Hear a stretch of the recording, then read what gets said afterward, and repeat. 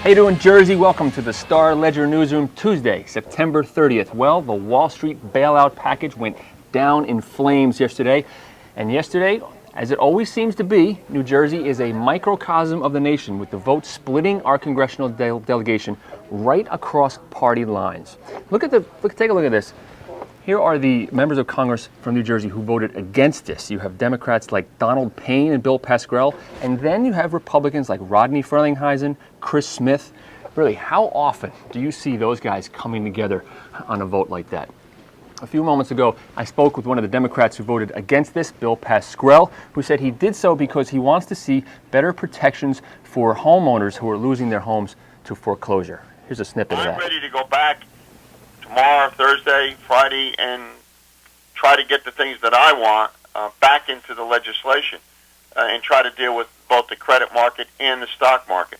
I'm more concerned, though, and I want to make this very clear, that we don't just put a bill up, ask for a knee-jerk response because we've got to do something. We need to do something that's going to be meaningful. The market dropped yesterday. Nobody likes to see that. Nobody's happy about that. And the market's up a little bit today. It's a volatile market. I want to do the right thing. I think I did the right thing yesterday. Thank you, Congressman. And let me note here that in the interest of equal time, we do have calls out to several members of the Republican delegation who voted against that, and we're hoping to hear back from them soon.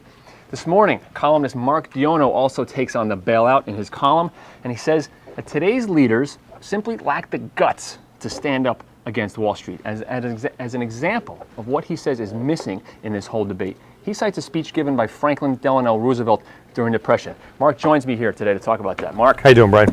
What is it that Roosevelt said that you think is missing from this debate here? Well, I think what Roosevelt really did was he tapped into the anger of the people, and he wasn't afraid to point fingers at his own class. Roosevelt was from the patrician and the wealth class, and in his inaugural address, which was 1933, during the Depression, he really went after the Wall Street people and it was greed. He talked about greed. That's what it was about. It was about greed. It was about playing it fast and loose with other people's money. And he laid the problems of the economic of the country at that time right at the feet of the people that were the money changers, as he said, which is a very biblical term. Now, this is a stack of emails that you've gotten in response. It looks like you tapped into something here, and also members of Congress, Frelinghuysen, said he was deluged with emails and letters about this. What are you seeing out there in terms of response? Well, I think what you said before about the difference in the congressional districts. I mean, you look at the 5th district, which is Garrett's district up in North Jersey. It's out in the boondocks. Donald Payne's district, Essex County. They're getting overwhelmed by letters from people and calls from people saying, "Do not support this bailout. It's not fair. It's not fair to the little guy." And that's exactly what you were saying in your column today. That's pretty much what FDR tapped into. All right, Mark. Thanks a lot. Thank you. All right, now this morning, it looks like the stock market is rebounding somewhat, but it looks also like the credit markets are starting to tighten up. And now supporters of the bailout, this is exactly what they're afraid of. They're afraid that business owners are going to be unable to get loans now, and that's going to cost people their jobs. Here's exactly the kind of thing that they're afraid of. A guy in Belleville runs a Chrysler and Jeep dealership for 6 decades. A couple of weeks ago, his bank tells him they're no longer giving loans. He can't find another bank.